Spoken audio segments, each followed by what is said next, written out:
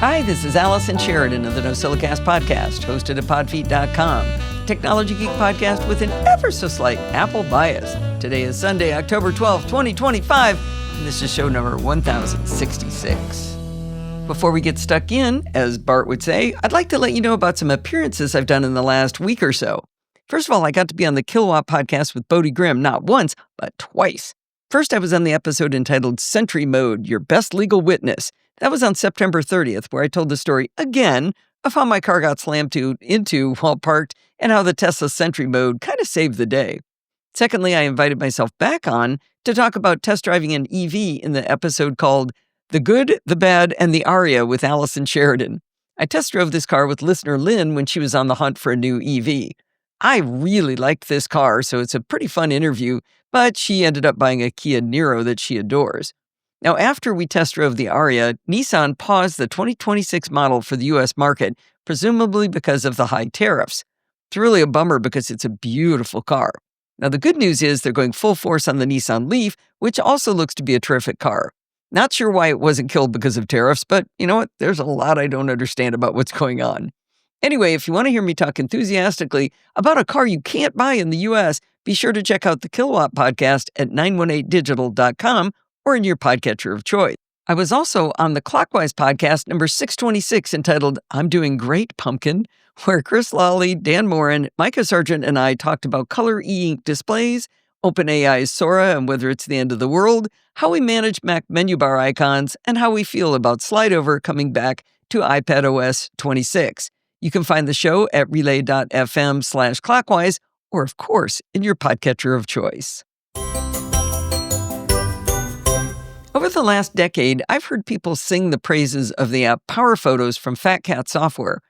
Every once in a while, I'd take a look at it, but I found that the vast capabilities were kind of intimidating. When JF Brissett suggested I consider making a ScreenCastsONLINE video tutorial on PowerPhotos, I figured this was the best way to learn the tool once and for all. I gotta say, I'm really glad I took on the challenge, and it was a challenge because this is such a powerful tool. Now, I guess I'm kind of bearing the lead and not telling you what PowerPhotos is for. Think of PowerPhotos as extending Apple Photos on Mac by providing either things Apple Photos doesn't do at all or doing a better job at some of the things Photos doesn't really do that well. PowerPhotos can merge photos libraries, it can split them, it can create new libraries, and it can help you reorganize albums and folders more elegantly. While Apple Photos has the ability to merge duplicates, how it does is really opaque, and you have to kind of trust it'll do what you want. PowerPhotos, on the other hand, lets you be very granular on how it merges duplicates, so you keep the version you want, not what some algorithm thinks you want. Now, I think my favorite part of working with PowerPhotos, though, is how it lets you very quickly modify metadata, like captions and titles and tags, and you can even do bulk modifications of metadata. Now, if you're a ScreenCastsONLINE subscriber already, I think you'll get a lot out of my latest tutorial on PowerPhotos. If you're not already a subscriber, you can get a free 7-day trial of the service and watch all of the current back catalog. There's even a coupon code for buying the software if you go in and become a member or do the free trial. Now, don't be intimidated by how feature-rich PowerPhotos is. Conquer it instead by learning from ScreenCastsONLINE. Now, when I wrote that line, I knew it sounded like AI, but I actually believe this is the best way to learn tools on Apple devices.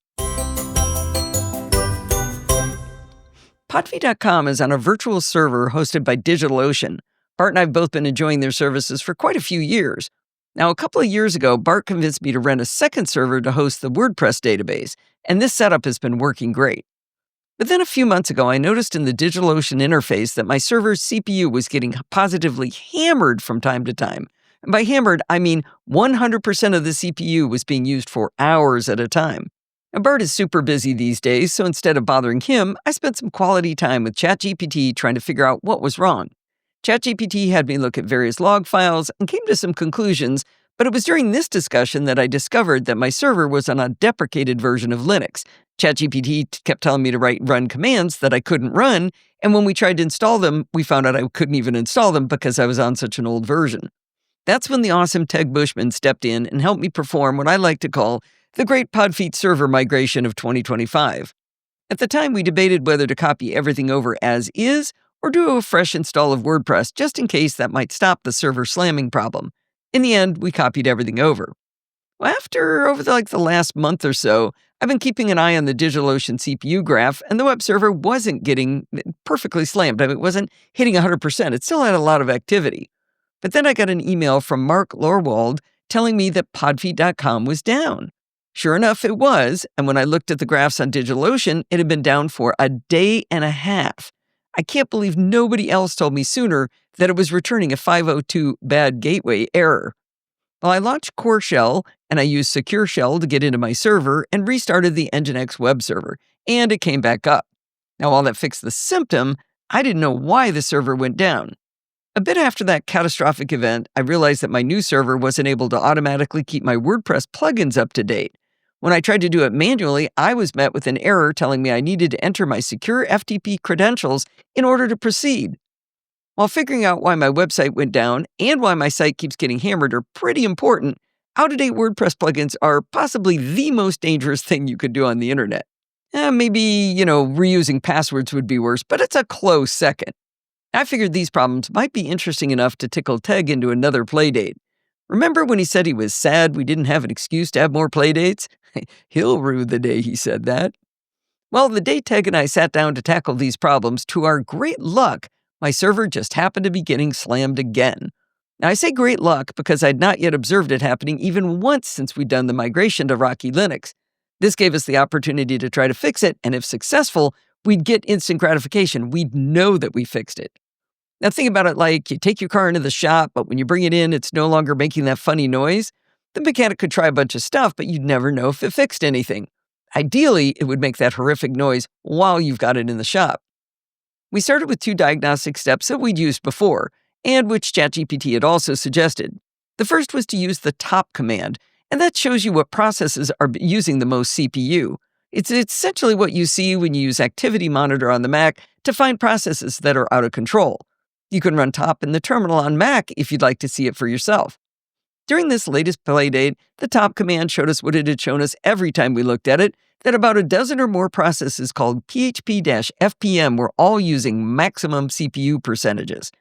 Now, I don't exactly understand or entirely understand what PHP-FPM is, but ChatGPT says PHP-FPM stands for PHP Fast CGI Process Manager. It is a server component that manages pools of PHP worker processes to handle web requests efficiently. Well, the most information I get out of that is it has something to do with WordPress. Now, another diagnostic step that ChatGPT suggested, and which Teg and I had also tried before, was to take a look at the access log to see what all this processor load was all about. The access log for my server is called access.log, access.podfeet.log. Now, the way you look at a log file in real time is to use the command tail with the flag -f. That shows you the latest entries as they're being written to the log file. It's a pretty simple command, actually. Now, what's not simple is watching this log file being written to real time. As you watch the log file flying by with each line of the file word wrapping like 2 to 3 times to the screen, it's basically a screen covered in changing gibberish. Somehow, with a superhuman skill I've never witnessed before, Teg looks at this and he goes, "Oh, I see the problem." I could discern literally nothing looking at the screen as all this slop flew by.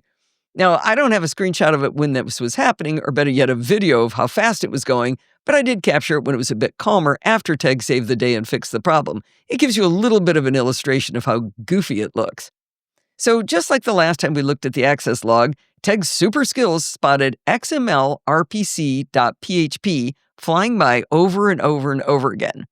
Now, again, I can't really explain what XML-RPC really is, but I know that MarsEdit requires it for me to be able to push blog posts to Podfeet. ChatGPT's definition of it is XML-RPC is a remote procedure call protocol that uses XML to encode data and HTTP as the transport. Like I said, I don't completely understand what that means, but I do know that I need it, and I've heard that it is a common attack vector, but I can't use MarsEdit without it. Now, what was obvious, though, was that this was a hot target for bots to try to break into my server. They were all over this. Now, the last time we tried to solve this, we tried having MarsEdit write XML-RPC.php to a different location on my server, hoping that, by obscuring it from the known location for WordPress, it would maybe confuse the bots. It was unsuccessful. Now, the other thing that Teg spotted in the tailing the access log which we hadn't noticed the last time, was that the bots were also hammering at something called wp-login.php. I didn't have to ask ChatGPT what that one meant. Clearly, that is a very bad thing. At this point in the story, Teg had a genius idea. I've mentioned before that I use a service called Cloudflare to manage my DNS entries for podfeet.com. Cloudflare's offering is based on the philosophy of increasing the security and performance of websites. You can use their DNS servers with your router and be pretty sure you're getting the fastest and most secure connection to the web. But you can also have them do even more if you manage any servers. They have a lot of paid features, but they give a fair bit away for free. Teg thought that maybe I could use Cloudflare to block access to these two PHP services that were getting hammered on my server. In the Cloudflare interface, under Security in the left sidebar, you'll find a section for security rules. Not to get Teg's head all swole up with all these compliments, but somehow, never having seen this interface before, he knew what to choose in dropdowns and what to type in each field. I might have figured it out after spending quality time with Cloudflare's excellent documentation, but he seemed to just know it intuitively. Under security rules, there was a dropdown to show all rule types, and the option he told me to select was called rate limiting rules. From there, we click the button to create a rule. Cloudflare invites you to name the rule, and then again with Teg guiding my every move, we chose from the field dropdown URI path, and then for operator, we chose contains. And finally, for value, I typed in XML rpc.php. So we're looking at URI path contains this XML file. In retrospect, this does make sense. The XML RPC file they were attacking was defined by a URL of its path. So, like I said, looking back, I understand what Teg did, but I don't know how he knew it ahead of time. Maybe because he does this for a living. Anyway, we ran into a limitation on paid versus free on Cloudflare when we tried to apply a rate limit. The section was entitled When Rate Exceeds, and then they have a dropdown for the number of requests, and then how long to block the requests. I could enter a pretty big number for requests, but I could only choose a period of 10 seconds. Now, that wasn't a big limitation since the bots were hitting that file at least a few times a second, so once every 10 seconds would catch all of that, and it would be way more often than I would hit XML RPC with Mars Edit. We ran into the same limit when we got to Then Take Action section. We chose block from the dropdown, but we could only block the requests for 10 seconds. We were hoping to block it for longer than that, but we were hopeful that this might still work. We also took a look at the options for paid accounts just in case this didn't work. If I have to pay for this service, you're going to get a much harder press for the panhandling section of the No Silicast, I can tell you that. Now, the rate limiting rule section has the option to add more rules. We chose OR to add the URI path for wp-login.php, and that way we had both of them in there, and then we saved the rule. We held our collective breaths as I frantically and unnecessarily refreshed the DigitalOcean graphs for my CPU. I say unnecessarily because it auto-refreshes, but you do it anyway. And after a little bit of time, we saw the most glorious thing. The CPU and load graphs fell off a cliff. CPU went from 100% down to 25% or so, right at the timestamp when we asked Cloudflare to rate limit those two files. Now, I'm jumping ahead a little bit, but when we finished this call, I thanked Teg profusely for all of his work, and he said, this was all worth it just to see that graph. I gotta tell you, it's a beautiful thing. Now, back on the security rules page, we can see my fancy new rate limiting rule, but it also shows the number of events blocked in the last 24 hours. As of the time of my writing this up, which was a few days after Teg and I finished our playdate, it only shows 117 events blocked with a tiny little graph. Now, if I select the number of events, I can see the country of origin and the IP address for each event. I suspect that each IP address is sending zillions of requests each, because 117 would not be enough to stop my server like this. Right after we first set up the rate limiting rules, we saw 94 requests almost immediately, and then the graph dropped down to 0. The vast majority, all but about a half dozen, were coming from Singapore. Now that it's been a few days, the bots seem to be coming from many different countries, including a few from Singapore. Maybe most of the Singapore bots got offended by my rate limiting and they moved on. While this is definitely a whack-a-mole effort, after months and months and months of this, I can't tell you how great it feels to have this server hammering slowed way down. Now, Teg had one more action item on my list, and that was to figure out why WordPress couldn't run auto updates to my plugins. Even I couldn't push the button in WordPress interface to update them without being hit by that request to supply my FTP credentials. Again, this was something I couldn't have solved on my own, and ChatGPT wasn't even any help. Ted guessed that security-enhanced Linux, also known as SE Linux, which is what Rocky Linux is, was not giving permission to read and write to my WordPress directory. For the full-scale nerds, I dropped the command into the show notes that fixed the problem.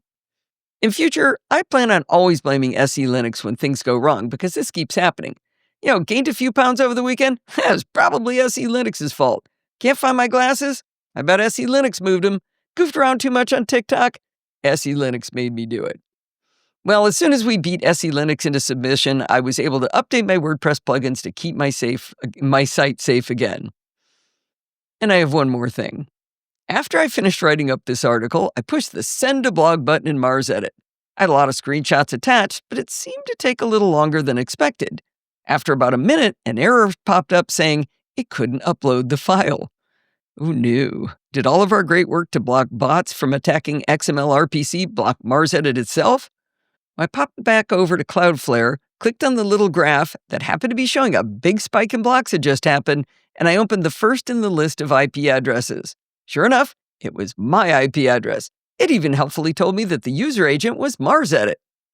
I went into the rules and I changed it to 10 requests every 10 seconds from 1 request every 10 seconds, and that might be more than I needed, and it might start letting bots attack again, but I'm confident I can tweak that number until I can legitimately post to the blog from Mars Edit without any bots tailgating in behind me.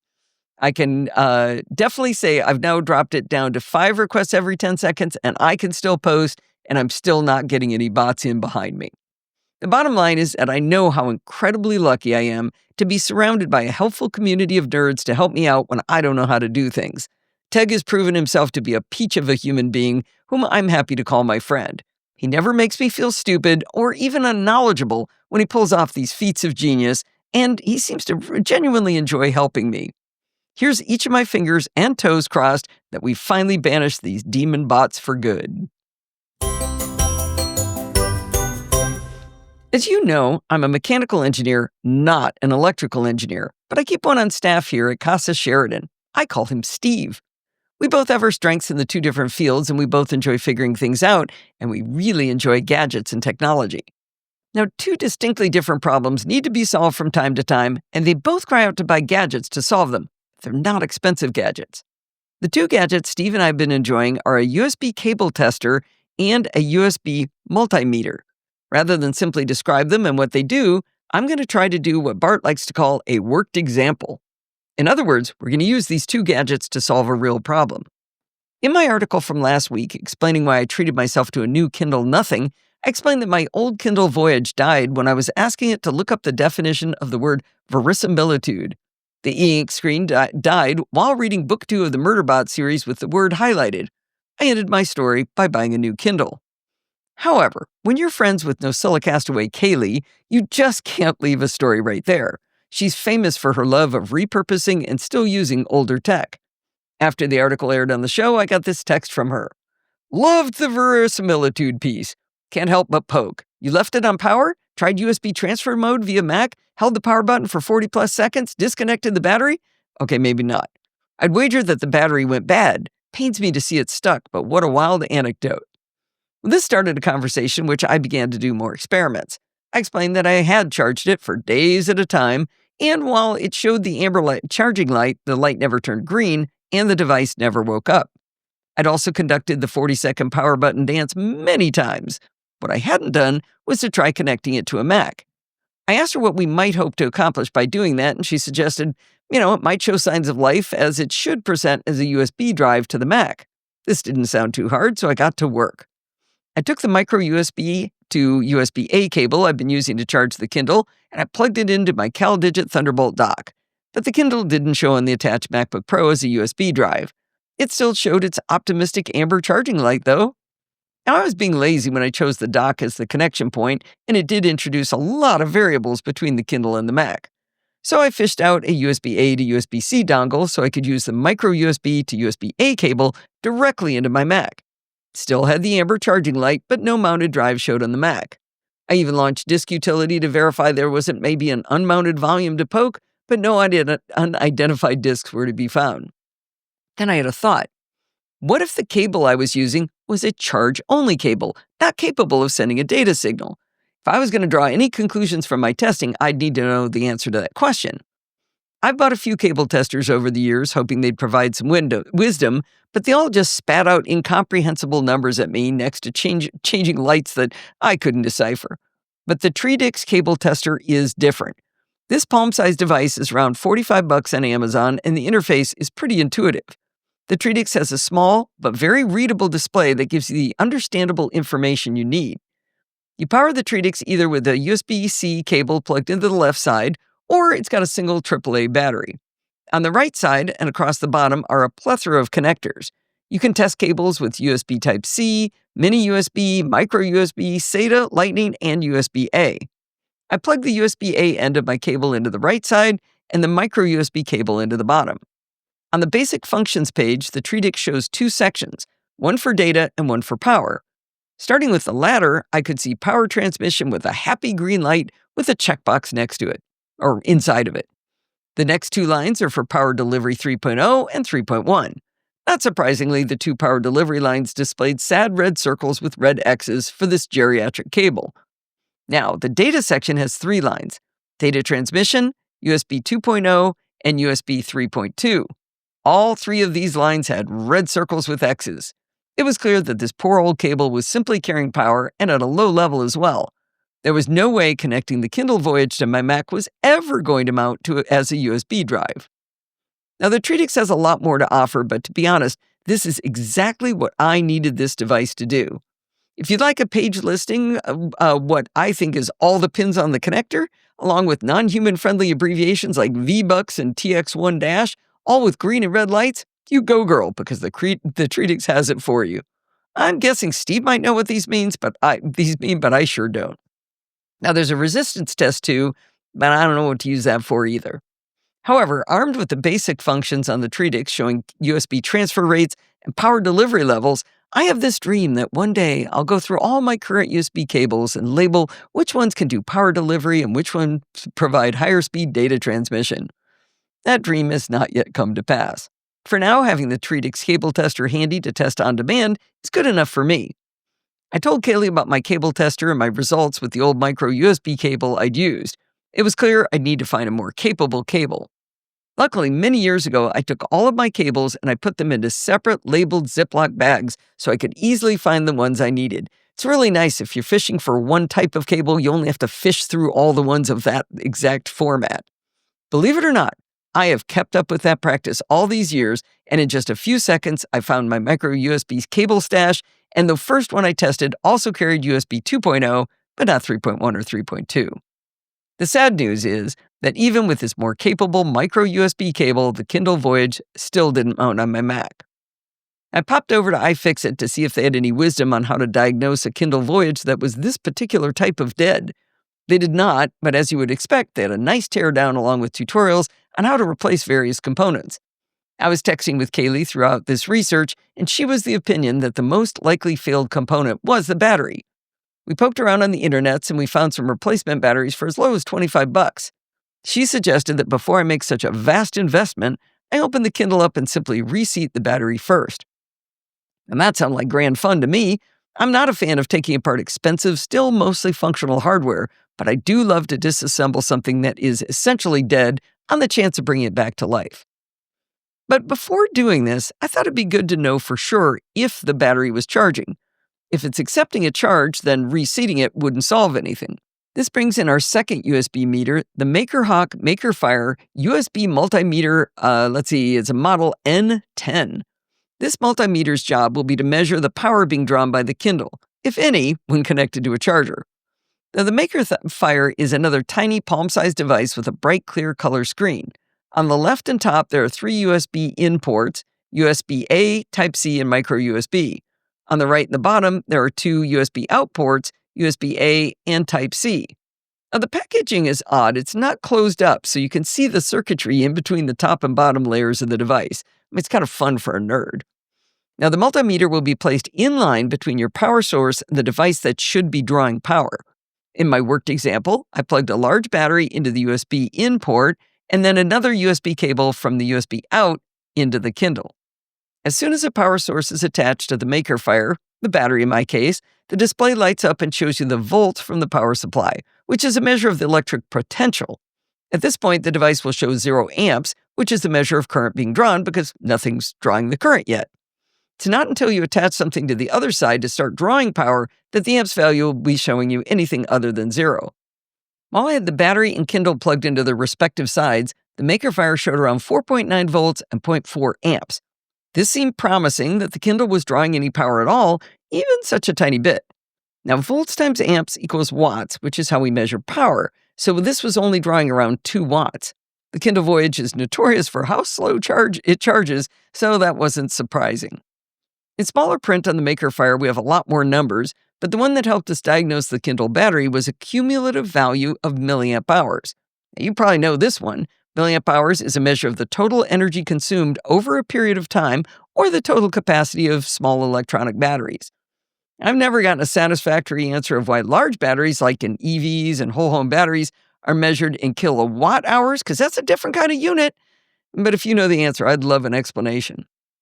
All right, there's 2 wee tiny buttons on the bottom edge of the maker fire, one to allow you to look at a help menu and the other one that says Next. Using the Next button, I discovered there's more screens to be explored, one of which was even more helpful than the main screen. This new screen shows in giant, much more readable letters the values for milliamp hours and milliwatt hours. Curiously, the value for milliamp hours was smaller than it was on the first screen. I had to do some actual reading in the manual to discover that on the main screen, it has a remembered value for accumulated charge.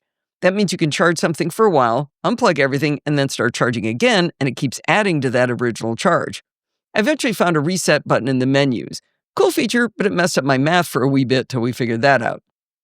Now back to how this helped us diagnose the Kindle.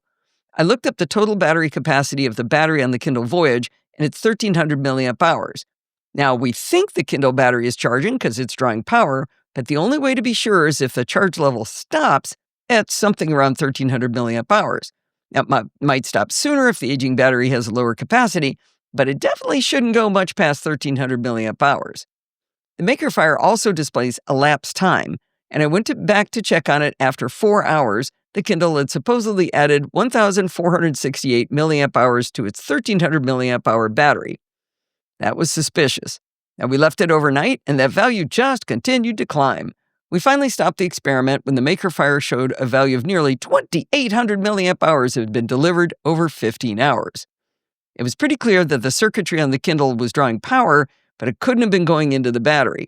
Steve surmised that there could be maybe a partial short or resistive path somewhere in the charging circuitry that was allowing power to be drawn. He also pointed out that the power should be converted to heat in the Kindle, but at this low current level, it wasn't noticeable. Before I continue with the Kindle part of the story, I should mention that the maker fire can even draw graphs for you. It plots the volts versus time on one page and amps versus time on another page. We didn't catch a photo of it right when it happened, but we actually saw the graph drop from 0.4 amps down to 0.2 amps at one point. Now, it's amazing how much information they provide on this nifty little USB multimeter. Now, I told Kaylee about our results, and she still thought it was worth cracking it open and reseating the battery on the Kindle. I didn't think there was much chance of success, but it sounded like fun. Armed with an iFixit toolkit filled with tiny screwdriver bits, spudgers, and tweezers, I got to work. Or I should say we got to work. Steve and I were doing this together. The first step in the guide explains how you have to pry off this shiny trapezoidal cover at one end. I read the iFixit guide along with the comments, which between them explained that it's stuck down really hard with adhesive. The spudgers they said to use were way too thick to ever get this thing open, but my kit also includes a metal spatula. Since I wasn't too worried about permanently breaking anything, I went to town and finally got it unglued. Now, the next bit was pretty easy, 4 screws to remove and slide the main cover off, revealing, among other parts, the battery in question. Now, I found the itty-bitty connector for the battery, and I gently pried it up. It came up suspiciously easy. When I pushed it back down, it made a click, and pushing it a little harder, it clicked again. I thought, wow, maybe this is a good sign. With it still disassembled, I plugged the Kindle back into the battery with my trusty MakerFire multimeter in line, and I waited until around 400 milliamp hours, which should have been like 30% of a full charge, and that was supposedly how much had gone into the battery. So I then did the hold it really hard to push down button for 40 seconds dance, and then tried to start the Kindle, and verisimilitude stayed highlighted on screen. Well, it was a fun experiment. But Kaylee wasn't yet convinced. She suggested using a multimeter, the kind with probes for electrical circuits, to see if there was any power in the battery. Steve normally loves any opportunity to play with his multimeter, but he was dubious that this would work. In order to explain why, I get to bring in another very important piece of tech we deployed on this task, and that's the iPhone 17 Pro. We used the 4X camera on the phone to be able to even see the pins on the connector. I bought another Taurus iPhone case when I got the new phone because it comes with an embedded ring that can be swiveled and rotated to all different angles to use it as a grip or a stand. To the naked eye, even with reading glasses, we could see the connector and we could pry it up, but we set the phone at a nice angle using the Taurus stand and pumped up the zoom on the camera to use it kind of as a viewer while we worked, much better than using a magnifying glass. Zooming way in, we could see 18 distinct pins on this miniature connector. We didn't have a pinout diagram to tell us which pins we should use to measure with the multimeter, but turns out that didn't actually matter. The very pointy tip of the multimeter probe was huge compared to the pins, spanning at least 2, maybe 3 of the pins. Steve estimated the chances of shorting out the connector was quite high, and the chance of getting the right pin, even if we knew which one was which, was essentially 0. And that's when, without asking Kaylee's permission to give up, Steve and I decided there was still fun to be had with his Kindle. We thought if we could take it apart completely, we might be able to make an art piece out of the super thin display with this one page from Murderbot Book 2 highlighting verisimilitude. Now, Steve got out his heat gun, which is a terrifying piece of equipment nobody should own. Anyway, he set this thing to 316 degrees Fahrenheit and turned up the fan, and he started running it all around the edge of the screen. This was following the directions on iFixit on how to replace the screen on a Kindle Voyage. The goal was to separate the screen from the circuit board on the back side. Now, the adhesive was quite challenging, but using several spudgers and mostly the metal spatula from my iFixit kit, Steve was able to finally separate the two pieces. After we got it apart, we cut off what was left of the ribbon cable, and now we have just this very thin screen. Now, I do want some sympathy, though. I started rubbing off the leftover adhesive, and it was coming off pretty well. I was rubbing it absentmindedly and, just kind of getting the goop off, and then I looked down at my hands and I saw blood all over the place. I had completely missed the fact that I was rubbing along the edge of something that was a piece of glass. Didn't hurt much because it was basically a very precise paper cut, but I had to put a bandage on my finger, and it was my Touch ID finger. Anyway, now we just have to figure out how to best mount the screen artistically so it shows off the front, but also shows how thin it is. I'm thinking maybe I'll mount it between 2 pieces of plexiglass. Anyway, if you have ideas, let me know. The bottom line is I think the Treedix USB cable tester and the MakerHawk MakerFire USB multimeter are really useful gadgets to have in your toolkit, and they don't cost very much money. In the middle of the Kindle project, I had a problem with a cable not charging in my car, and I used both of them to diagnose the problem. The cable tester was the first test, especially because the white cable I was using looked oddly yellowed at both ends, but it turned out it passed the charging test with flying colors. I then used the multimeter to test charging my phone in the car. It helped me discover a disconnected cable inside my front console, and then I confirmed electricity was flowing with the multimeter. If I had to recommend one of the two for everyone, it would probably be the Treedix USB cable tester. How many times have you tried to transfer data, you can't figure out why it's not working? If you had the Treedix, you could tell very quickly and find out if you're using a charge-only cable like the ones Apple gives you with all of their devices. You know who is terrific? John Denning, that's who. Every once in a while, he wanders over to podfeed.com/donate, just buys me a bunch of coffees. I'm not sure what inspires him, but every time he does, I'm delighted. It's not just that he helps defray the cost of bringing you all this swell content, it's that it's telling me he appreciates the work we do here. If you'd like to be swell like John, remember, even donate starts with podfeed.com.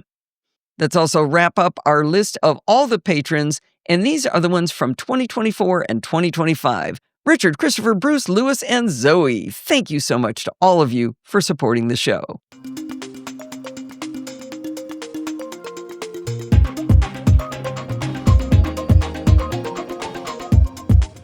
Well, it's that time of the week again. It is time for Security Bits with Bart Bruce Schatz. I feel like I just talked to you yesterday, Bart.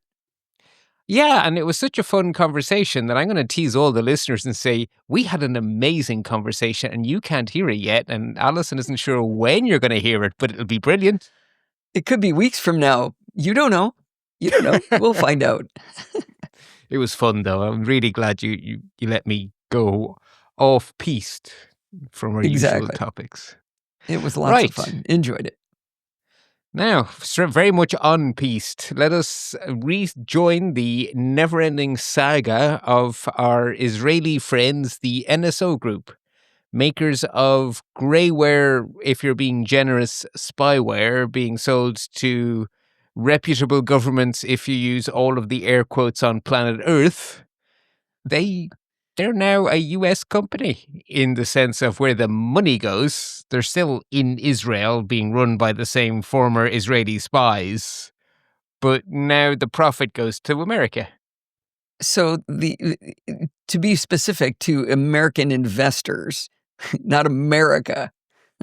True. I feel really good about it now, Bart. I mean, American investors, I mean, with a lot of money, they're probably well-meaning people, and this is going to fix everything. It's going to be great. And they're not using any sort of loopholes, and they're paying all of the tax on that. Exactly. I'm sure of it. Perfect. Right, a few action alerts, not as many as last week or 2 weeks ago. I had to go and create a new text expander shortcut for the Apple logo because now that all the OSs are called 26, I'm joining tidbits and others and just referring to them as Apple OS 26, and I just mean all of them. Yeah, and he does it with the Apple logo. Is that what you're going to do? Yeah. So you see it there in the show notes, Apple OS 26. So I'm going to do that. Well, actually, you wrote Apple OS 26s Yeah, with all an of them. S. Yeah, I'm doing a little bit differently, and I talked to Adam about it, and he agreed it wasn't wrong. OS is 26. I was just going Apple to say, OS is 26. this is Attorneys General, Surgeons General territory, right? OS Yep, is 26. Right, Yeah. right. Yeah, I won't But I argue. like it. It is shorter Yeah. Oh, it's also a lot than having easier to say than writing iPad different OS, numbers. Mac OS. Yeah. So when you say there's this software update to, patch all your devices, you only have to say one thing now. Well, apart from the old stuff. So Mhm. Apple released their 26 OSs. They were not as buggy as some of their past ones, but they were also Super brand new buggy. OSs. So they were still plenty buggy. You documented your experiences. I'm going to touch all of the wood on this big desk here and say that so far I've just had really silly things where buttons are inaccessible because they're under things because developers haven't updated their apps and stuff, but mostly I've been okay. Oh, I'm still hitting new and more entertaining Apple bugs. Today it was trying to move icons on my iPad, moving their location on the wallpaper, on the home screen. Yeah. As soon as I start to move it off the paper, off the page, it gets stuck halfway across. All of the icons are still wiggling, and the screen is 100% unresponsive. I was repeatable. I got it to do it 4 or 5 times. I rebooted. It did it again. My other favorite, I made a little video I'll send you. It's me trying to crop a photo to its original size. So I've got original selected, portrait orientation. I start to drag the corner and it pops to a 4x3 rectangle. Oh, that's horizontal. definitely original. Mm-hmm. Yeah, it's repeatable too. So that was neat. Yeah, it's not buggy. Well, it's great. If you've not upgraded, man, it's perfect. Go ahead, jump in. well, there are a lot of bug fixes, and that obviously got the most news for the 0.1 updates. But they did fix one security bug, and it's so much of a doozy. They didn't just fix it across all of their 26 OSs. They also backported it to iOS, iPadOS, and visionOS 18. Actually, you see, I got it wrong there because visionOS should have been 2, shouldn't it? Okay. And the one that's really surprising is macOS 14 and 15, which is Sonoma and Sequoia. Good on them. Yeah, which that tells you it's a bad one, huh? It does, right? Because otherwise they don't go back as far as Sonoma. So patchy, patch, whether you're updated or not. Okay. And the next one is just for owners of Western Digital MyCloud NAS devices, which I understand to be quite popular. There is a critical bug which allows remote code injection. And they're my cloud service basically connects your NAS into their cloud service so that you can get at your NAS remotely, which means that if there's a problem there, that problem could be triggered remotely. So patchy, patch. And a Okay, little that's a good sting in one. the tail. There are 2 models that did not get the patch because they're end of life officially. So if you have a MyCloud DL4100 or a DL2100, you need to throw those in the bin, or at the very least disable the connectivity to MyCloud. Oh, okay. And I don't know how much is left of a Western Digital drive when you turn off that feature. I don't know how standalone they want to behave, or if you turn this off, are they just dumb drives? I don't know. I've never owned one. Yeah, Either me way, neither. check. Oh, good they patched it, though. There you go. Right, exactly. Worthy warnings then. The first one, unfortunately, may affect some of the Silicastaways, and it's one of those stories that's full of he said, she said. Discord has definitely had a data breach. That is 100% confirmed by Discord. According to Discord, it's a small breach in their third-party service desk, which they didn't name, and they say it's 70,000 users whose government IDs have been stolen. So that's not See, nothing.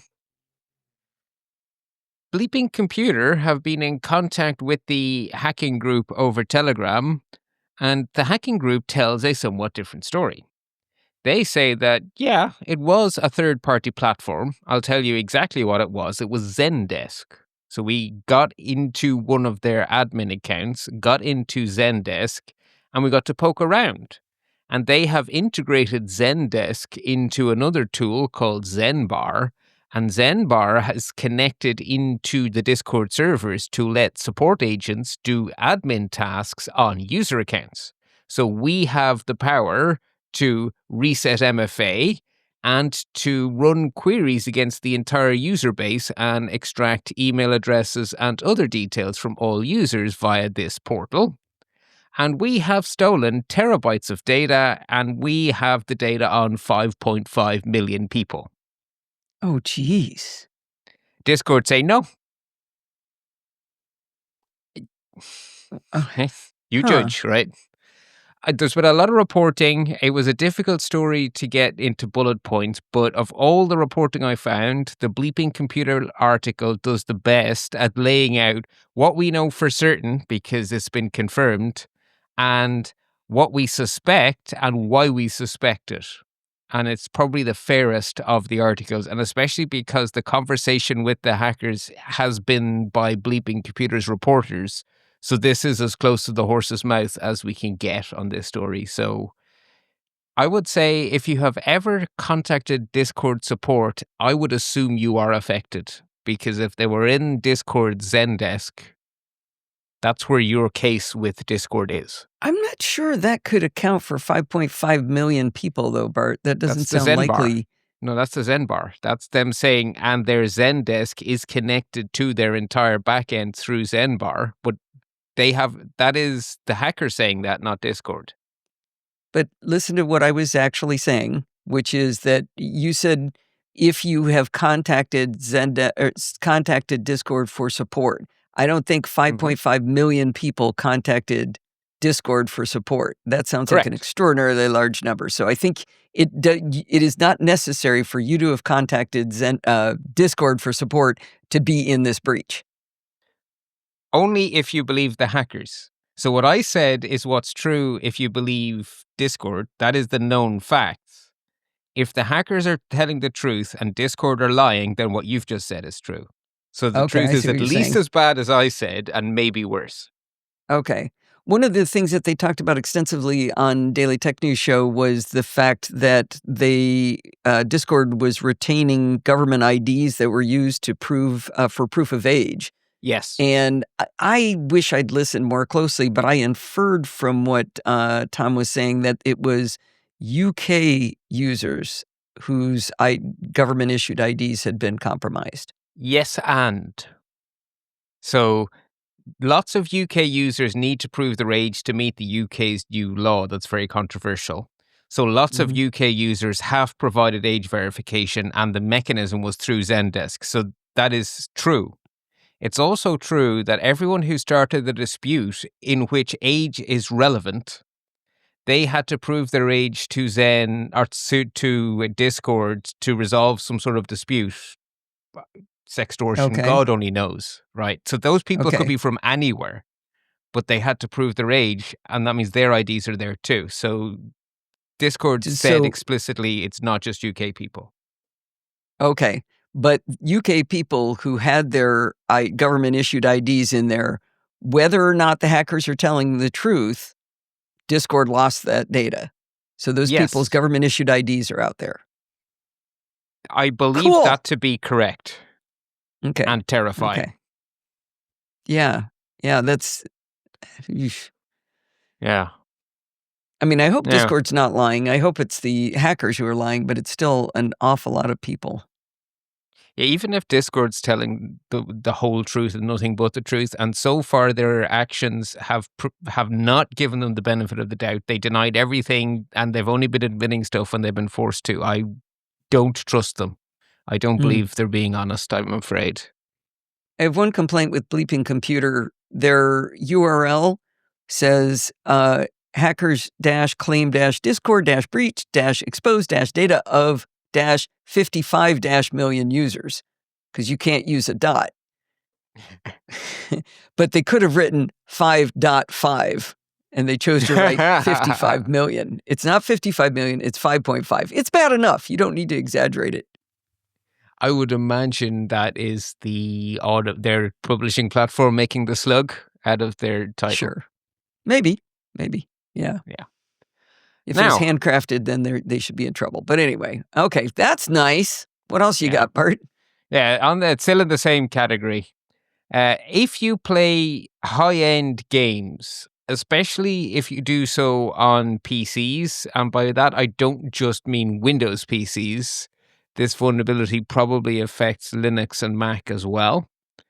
There is a very commonly used physics engine that lots of major titles use called Unity.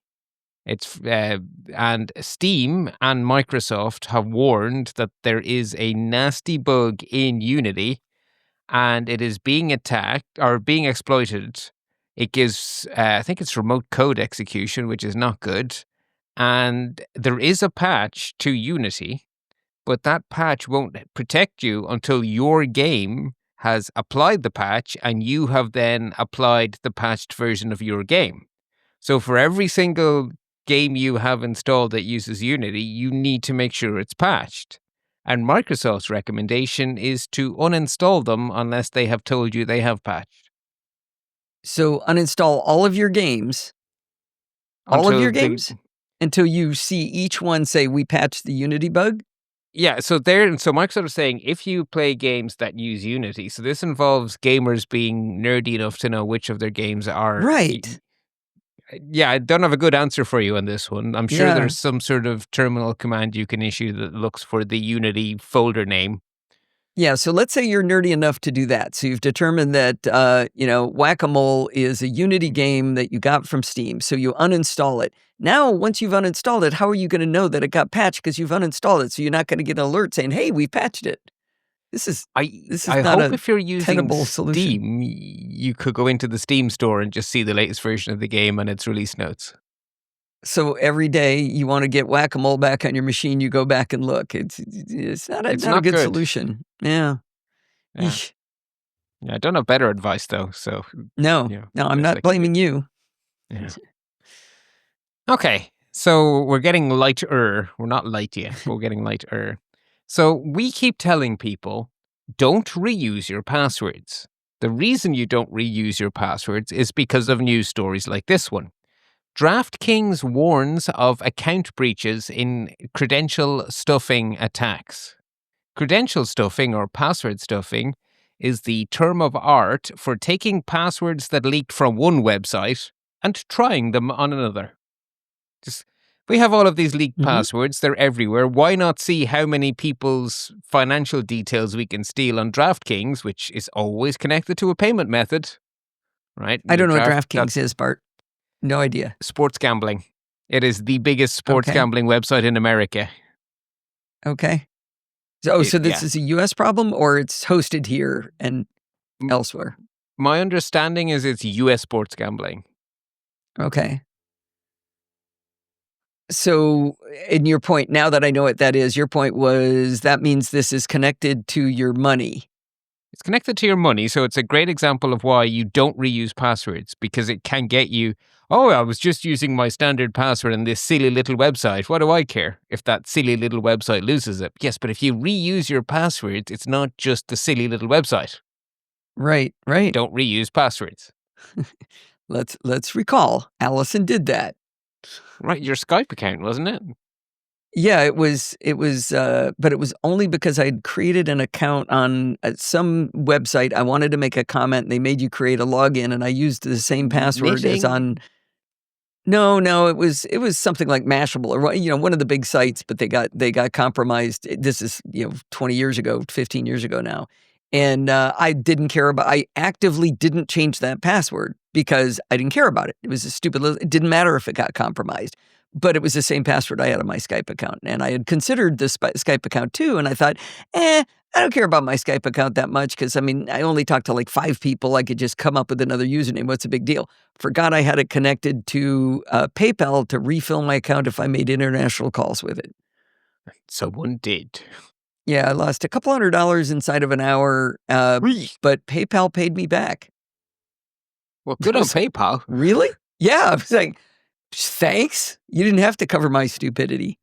Yeah, well, that was good. And then finally, just a reminder of a different kind of security, the physical kind, the stuff not going on fire and burning your house down kind of security. There's a reason everyone tells you not to buy cheap knockoffs on Temu and all of these kind of things. They are dangerous. And The Verge have done some x-raying to show you with pretty pictures that are really very pretty exactly why they'll set your house on fire. Or your pocket. Oh. Now, it's okay to get like a rubber case for your Apple TV remote. That probably won't set your house on fire. Right, it's batteries. Yeah, sorry, I should say it's cheap batteries is the specific Or plugged into danger the here. wall things, probably. I would say if it takes power. If there's electricity. Yeah, that would be my cutoff, because some of the cables are nasty as well. So I would steer away from anything that electricity runs through. But yeah, rubber cases, that should be fine. This is cool. It is, isn't it? Yeah, no, this is really neat. You hover over each picture and it shows you zoomed up. Here's why you care. Yeah. Oh, there's not enough Here's pictures. There's only 2. I wanted like 50 of these. Yes. Anyway, there you go. Yeah. This is a slightly lighter worthy warning. Yeesh.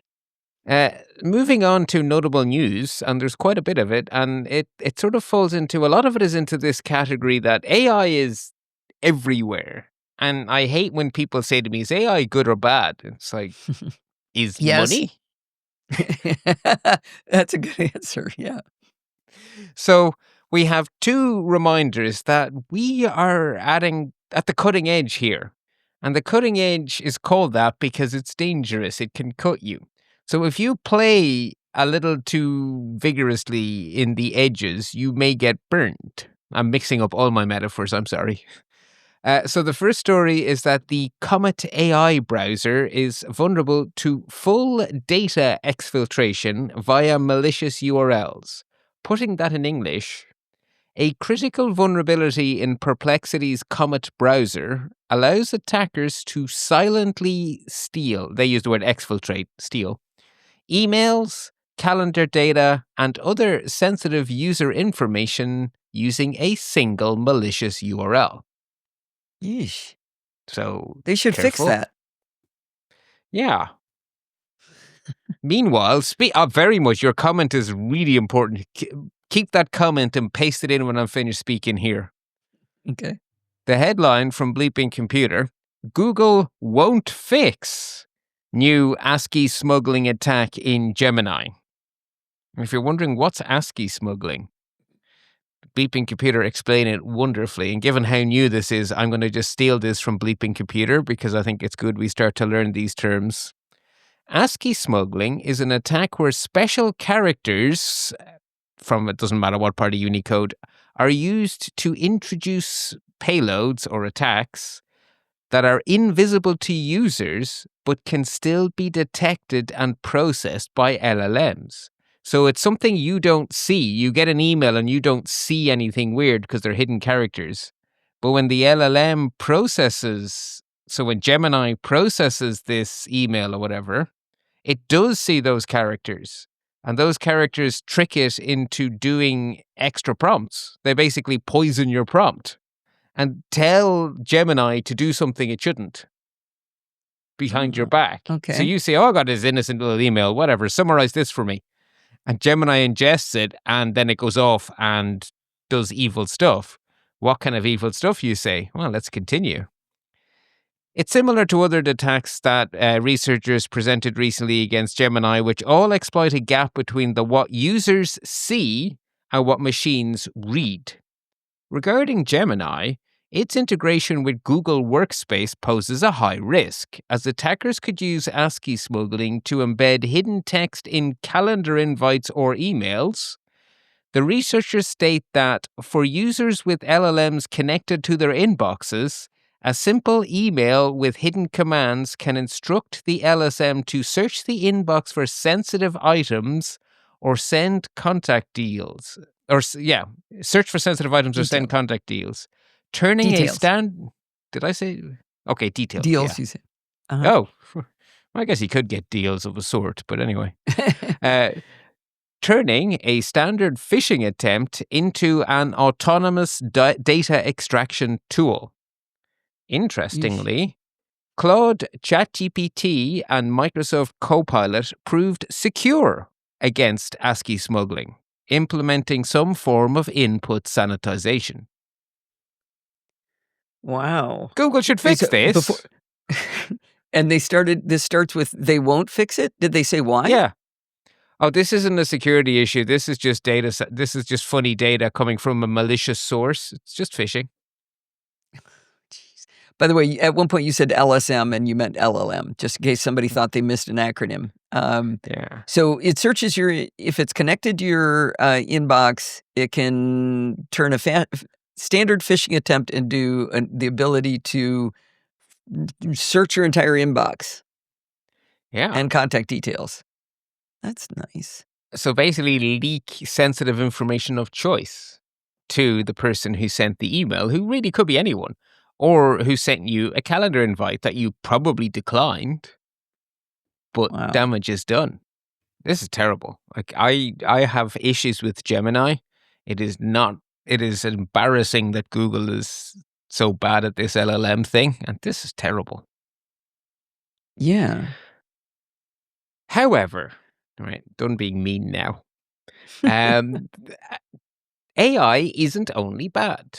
So a reminder that AI helps the good guys too, and that Google, why don't one department talk to the other? Google Drive for desktop gets AI-powered ransomware detection. In other words, if something looks like a ransomware file, even if it's a new variety of ransomware and it's not exactly the same as a signature, because signatures, you can only get a signature in hindsight.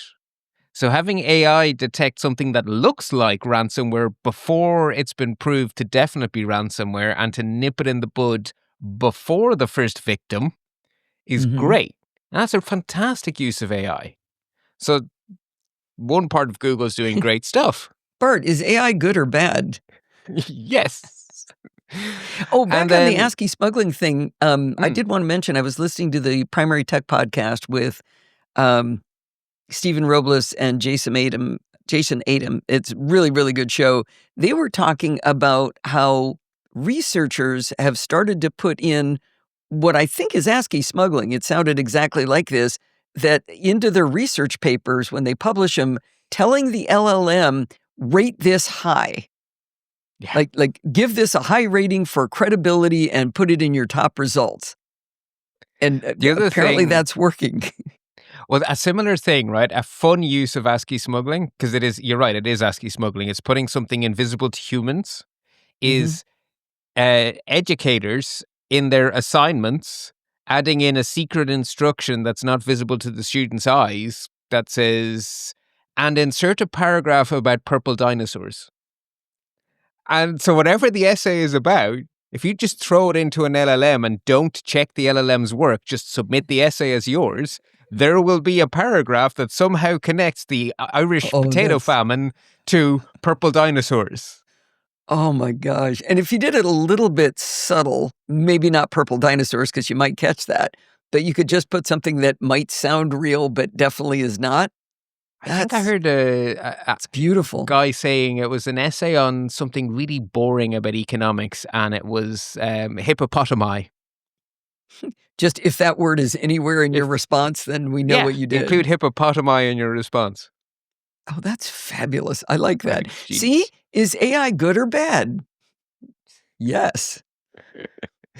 Hmm. And the other thing, of course, that's happening. So I keep saying it's the cutting edge. Well, the cutting edge gets dealt with, right? We get better at this. There was a time when I was not happy to do home automation, but now that we have Matter and all of these kind of standards, I'm delighted. I'm getting stuck in. I'm having a great time.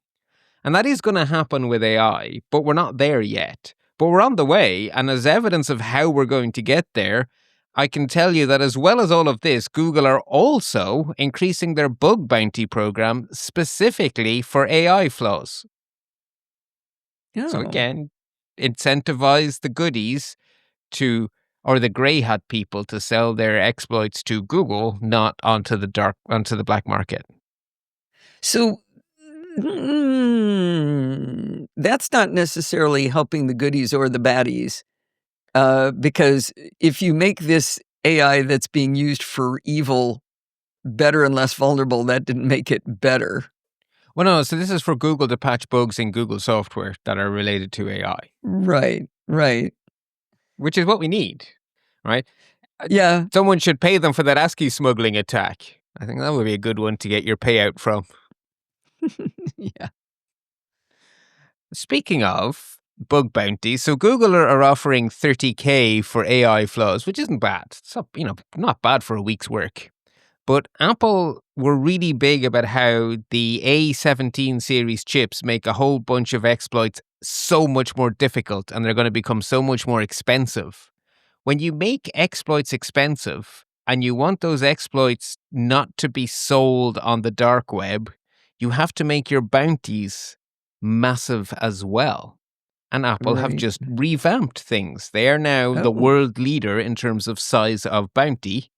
You can get $2 million if you can find a zero-click remote code execution on a patched version of iOS. $2 million. wow. Just iOS.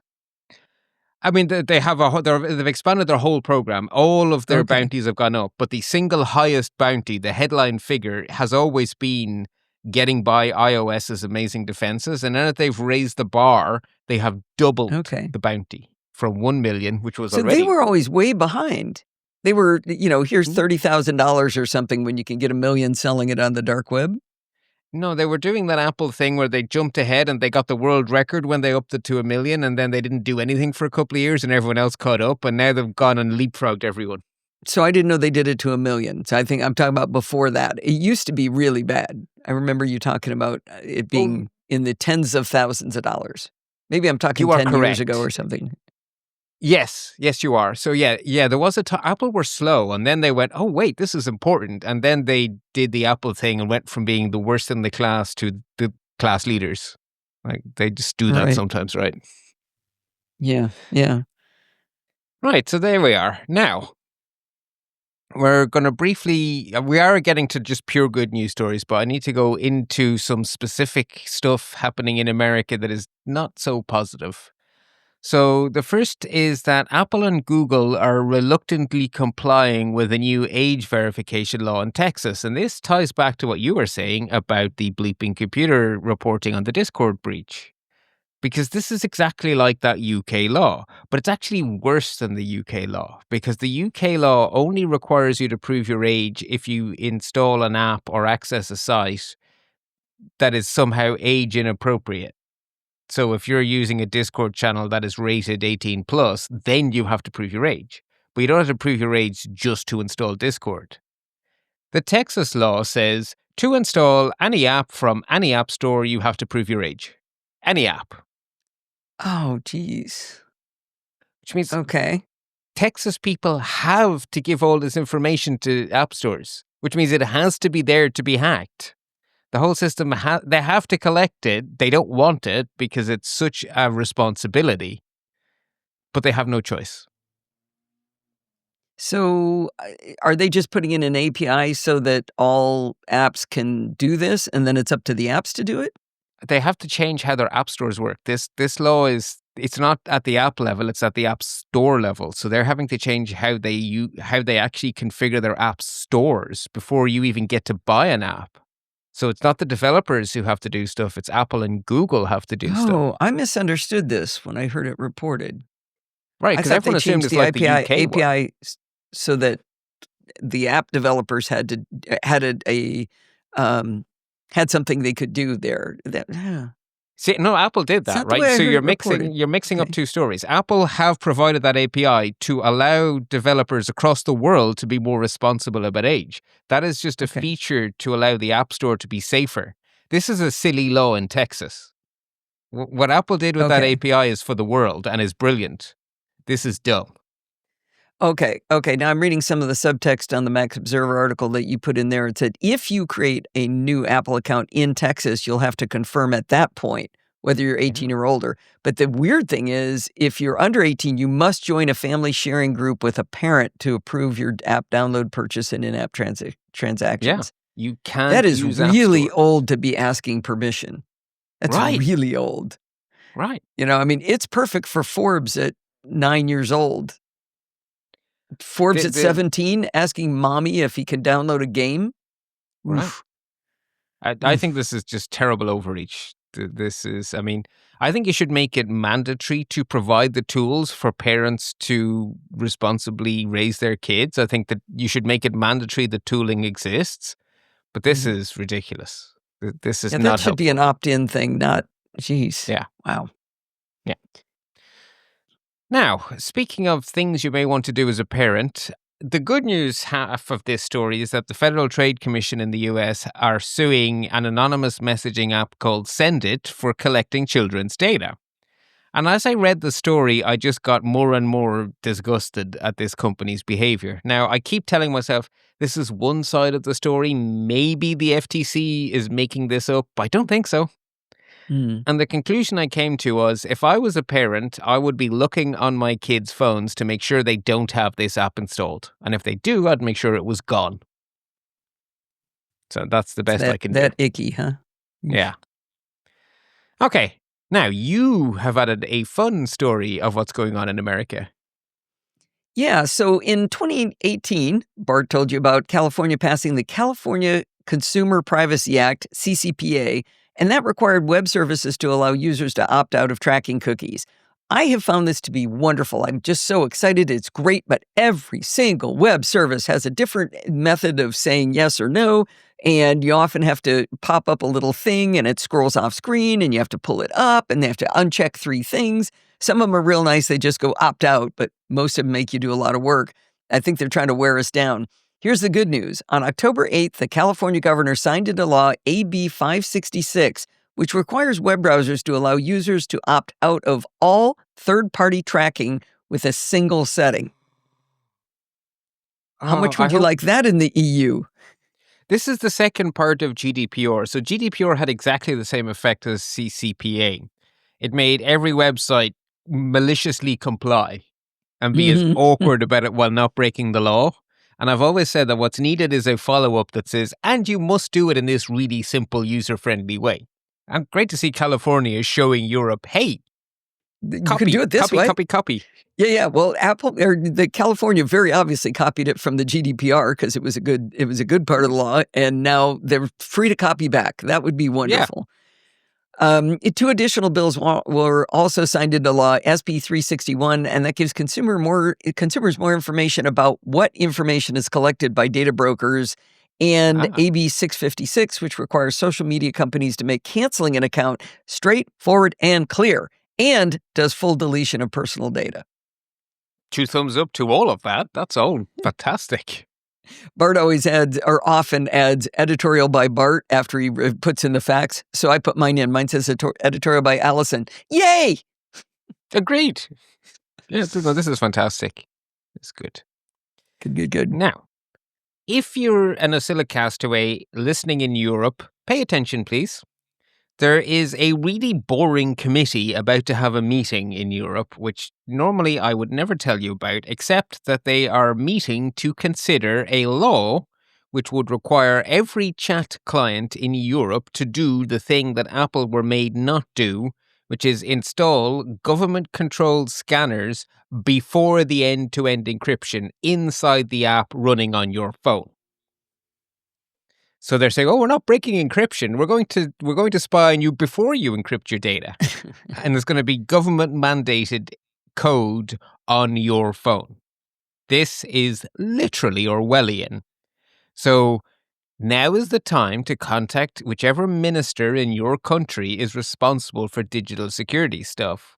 They're going to vote on this within the next 2 weeks. Now's the time to tell them that as a citizen, you don't want them to. Okay. I'm not saying they'll listen, but there's more chance of them listening if you contact them. And to prove the point, the reason, the hook for getting this story into the show notes is that the Dutch minister responsible has released a public letter saying, "We are voting no, and here's why." So you might want to cite the Dutch minister's letter, which lays out the arguments against this perfectly, and then use the Dutch argument to tell your minister, copy-paste, please. So I remember when Apple had this up as a proposal, and this piece of it, I never understood why it was a bad thing. Okay. So this allows the European Commission, who are not elected, to force every chat client that operates in Europe to insert content checkers they control into every single chat app. It is government censorship mandated into every chat app you install on your device. It doesn't run How is it off censorship? device. It is literally scanning images for rules defined by the government that no company can control and you can't understand. You can't How is see that what censorship? the phone is doing. It is going to block content of their choice that you don't get to do anything about. So That I is thought this was by CSAM. definition.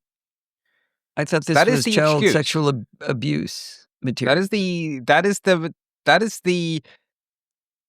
argument. You're saying there's no limitations on it. There's no third, uninterested party control or anything like that. Once you put a mechanism for scanning every single image into every single person's phone in Europe, there is no way to say only good guys can pull this lever. That lever is now here.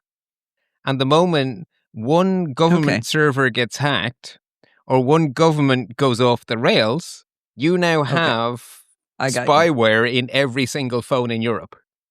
Would that have been true of Apple's proposal, the way they were doing it? They had a few extra safeguards. So they said that Apple would insert the scanners, and the scanners would be only for images vetted by a non-profit organization, what was they called again? National Center for Exploited Children or something. MICMAC. Right. Yeah, I do remember that. But, I mean, there's no way Apple would ever, fold or bend to a government request that was illegitimate to change that, right? So if I jump into my time machine and go back to 2025, the answer is absolutely QED San Bernardino. As that's of 2 not weeks 2025. ago, This is 2025. Oh, sorry, maybe 2015, 2005. It's a while ago. Sorry, it ends in 5. Yeah. But not in today's world. Yeah, all bets are off. Yep. Okay. Yeah, I so hope we're like I going to get said, to palate cleansers soon. oh yeah, no, yeah, that's it. So as well as all this, right, we also have developers proactively making our apps better. Like that is also happening every day. So here's a list of all the nice things that have gotten better. Google have added a new feature for their corporate Gmail plans, which allows anyone who uses the Workspace, is what it's called this week, pro version of Gmail, to send emails to anyone on planet Earth using proper end-to-end encryption on the emails. That's just built-in feature to the enterprise version of Gmail. That is huge. Wow. Outlook are going to stop SVG images. These are almost never used by legitimate people, but a feature of SVGs is that you can embed JavaScript in Explain them. what SVG is to the audience.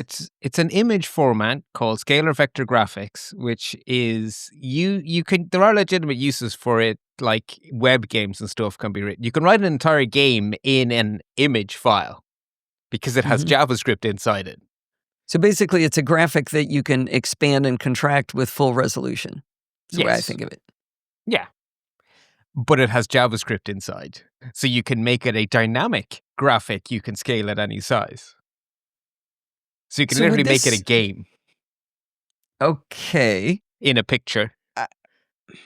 I'm thinking about Wikimedia Commons, whatever it's called, Wiki Commons. I forget what the name is, but where you can go get images to download open source images. And a lot of times they give you an SVG and I think they show them on screen. Are you saying that would be an attack vector?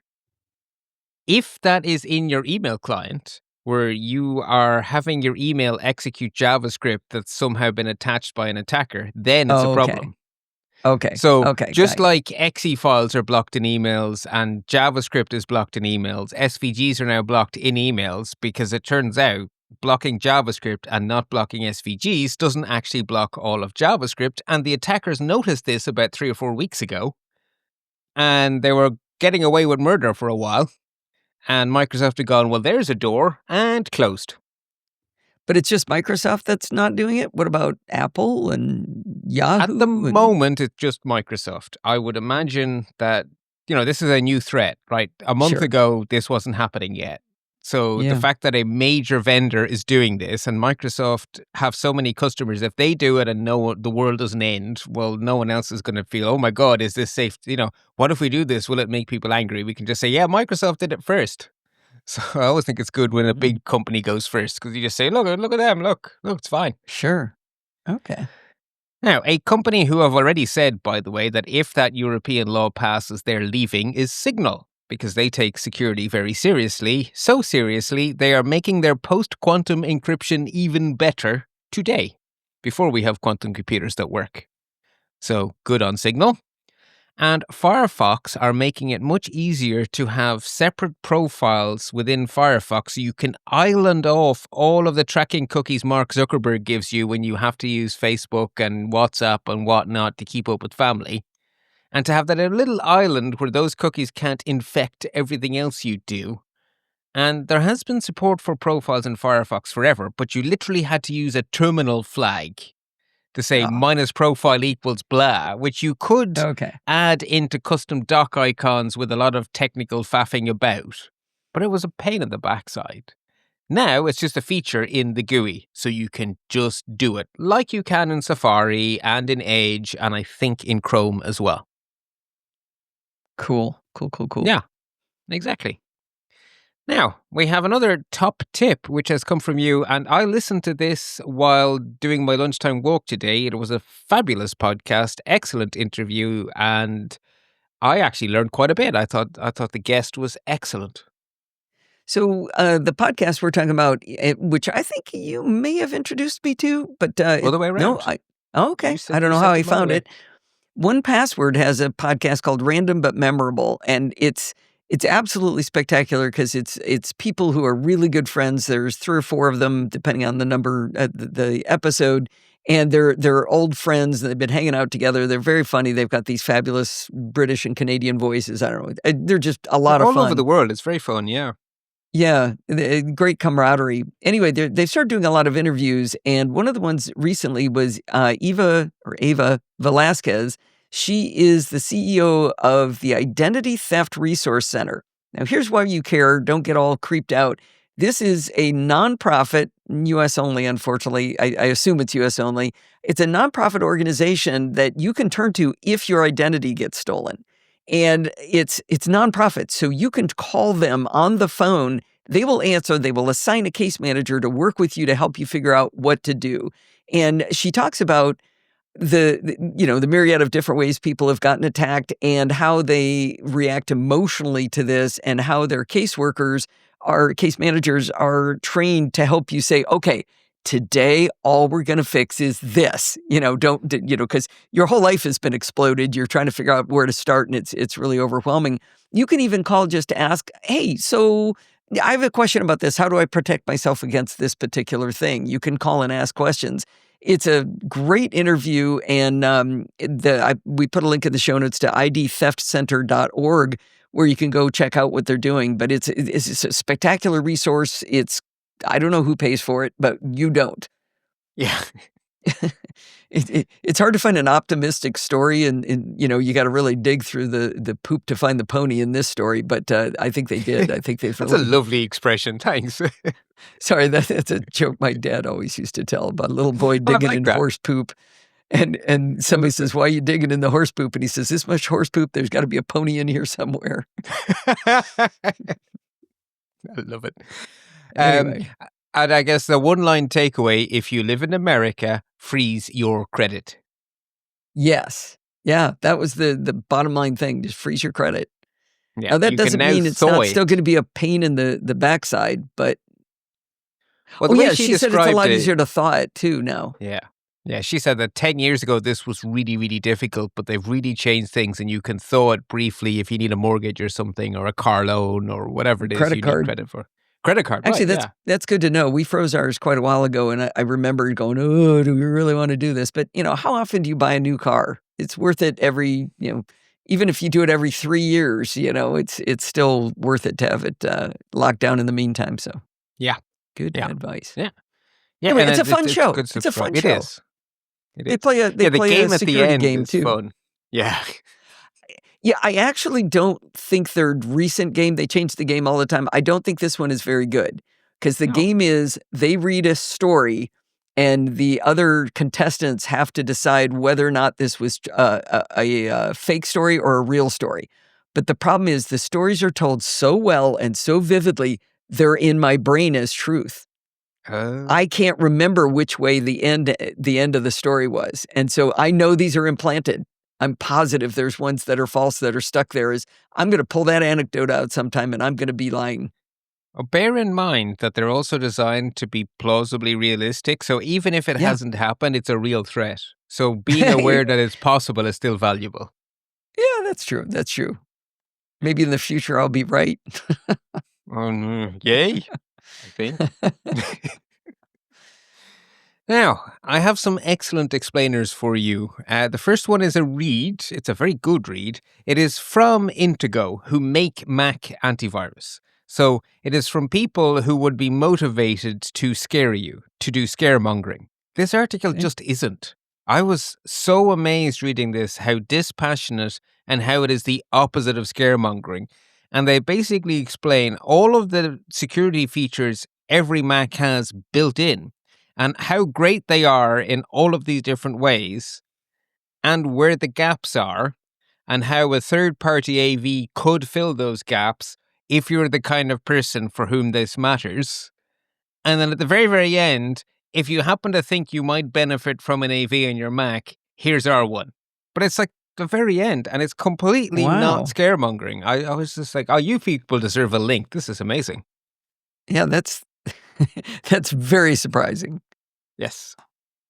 If you prefer to listen, especially if you've been following along with Programming by Stealth, and like me, JavaScript is your go-to language, and like me, you use NPM and Node.js to do a lot of your programming because it's quick and easy, and you have this amazing library of libraries you can just use in your code, and now the attackers are trying to just burn the place down and ruin everything.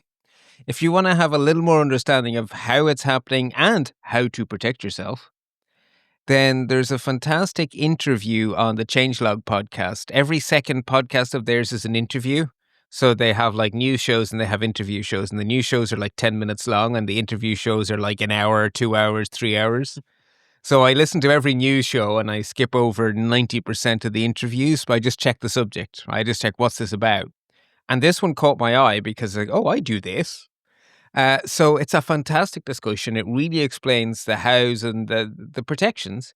And I was relieved that the advice I've been giving everyone is don't allow your modules to auto-update and you will be fine because NPM is locking this down within 12 to 24 hours of an attack. So as long as you're not on the cutting edge all the time, you're fine. So if this makes sense to you, you should be listening. And if this doesn't make sense to you, it doesn't apply to you. So I'm going to say this nerdy sentence now, and then there's a filter. So you should be committing your package-lock.json to Git. And when you clone your Git repository, you should be initializing it with npm CI, not npm install. And then you're not getting the latest, greatest package. You're getting the version you configured. And until you say, I now want to update, you're not going to get secret updates. So you're not getting fired at when there's 5 million people who got compromised by this attack that lasted 3 hours. So if you go in and actively do it, if you happen to be unlucky enough that one of them is right now being actively exploited, you'll get hit, but you're not getting all of the ones because it's going update, and always catching the latest and greatest. Yeah, okay, I mean, good. You could still be spectacularly unlucky, but you could be hit by a bus, right? The amount of risk is acceptable. We're all about trying to help our odds, right? Right, exactly. So that's been advice I've been giving people for the last 2 or 3 years, and I was relieved to hear that he was asked, give us one piece of advice, one thing we can do today so we're not panicking. And he went, always commit your package-lock. And I was like, yes. I love it. I definitely remember you telling us that. Well, I get to do the palette cleanser this week, right? So this is definitely better visually, and there's a link in the show notes so you can see it yourself. But once you see this, you will never not see it in your head. It's a link to Brozu on Mastodon who posted a picture that says 502 bad gateway. Now, you'll have heard me just talk about the fact that my website was down and it got a 502 bad gateway. And so this is a common thing to say, and Nginx happens to be the web server that I use. So this says 502 bad gateway, Nginx 0.7.67, but there's a graphic under it, and it's a man pointing with an angry finger, shaking a finger at an electronics box. So he's like going, bad gateway, like you would at a dog who had misbehaved. I will always see this in my head when I see bad gateway. And it is, in fact, a Cisco web gateway. Is it? Oh, okay, good. They picked the right piece of electronics. Anyway, go it's like look at the link in the show right? notes to get this. It's one of those error messages you see but make no sense to you. 404 not found. What? 502 bad gateway. And as a web programmer, I understand that, and now I don't understand it. Now to me, it's just a scolding. 502 bad gateway. I wonder if you could do anything on your site. Well, I suppose if you got a bad gateway, you can't serve anything, but it'd be fun if you could serve this. Make that the image. You actually, if you pay for Cloudflare, you can set up custom error messages and you could serve this. Oh man, I might do that. Is that worth like $25 a month? Yes, why not? If you see me do that, that means we got a lot of new patrons this week. There we go. podfeed.com/donate. There you go. All right, I'm glad we ended on a happy note, but adding the palette cleanser to this show was definitely a good thing to do. I can't remember whose idea that was, but whoever it was, if it was you or it was me, thank goodness. Exactly. Right, folks. Until next time, remember to stay patched so you stay secure. Well, that's going to wind us up for this week. Did you know you can email me at allison@podfeed.com anytime you like? If you have a question or a suggestion, a dumb question's even better. Send it on over. Remember, everything good starts with podfeed.com. You can follow me on Mastodon at podfeed.com/Mastodon. If you want to listen to the podcast on YouTube, podfeed.com/YouTube. If you want to join the conversation, you can join our Slack community at podfeet.com/Slack. You talk to me and all the other lovely No Silicastaways in there. You can support the show at podfeet.com/Patreon or with a one-time donation at podfeet.com/donate, like John. Or you can use podfeet.com/PayPal. And if you want to join in the fun of the live show, head on over to podfeet.com/live on Sunday nights at 5 p.m. Pacific time and join the friendly and enthusiastic No Silicastaways. Thanks for listening and stay subscribed.